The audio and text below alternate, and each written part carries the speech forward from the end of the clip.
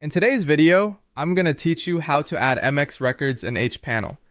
If you're setting up email for your domain, one of the most important DNS changes you may need to make is updating your MX records. MX stands for Mail Exchange, and these records tell the internet which mail servers should receive email sent to your domain. If the MX records are incorrect, your email may not be delivered properly, so it's important to enter them carefully. To begin, log into hPanel and go to the Domain section. From there, open DNS name servers. This is the area where you manage the DNS records connected to your domain, including records for your website, email, and other services. Once you're in the DNS settings, take a moment to locate the existing MX records.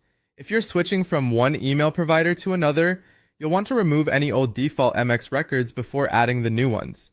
This helps prevent conflicts and makes sure your domain points only to the correct mail servers. Leaving outdated MX records in place can sometimes cause email routing issues, so this cleanup step is worth doing carefully. Before deleting anything, make sure you've confirmed the exact MX values provided by your new email service. After that, add your new MX records. Choose MX as the record type, then enter the destination in the points to field.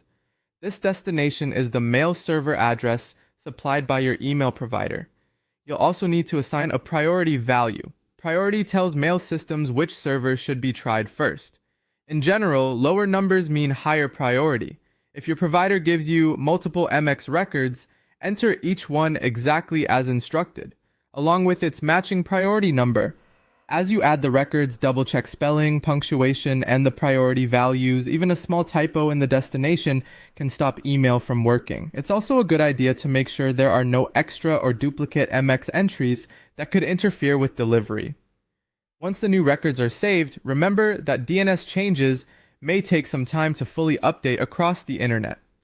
In some cases, the change can appear quickly, while in others, it may take several hours before everything starts working consistently. During that time, email behavior may be inconsistent, which is normal. That's it. By going to domains, opening DNS/name servers, removing any old MX records if you're changing provider,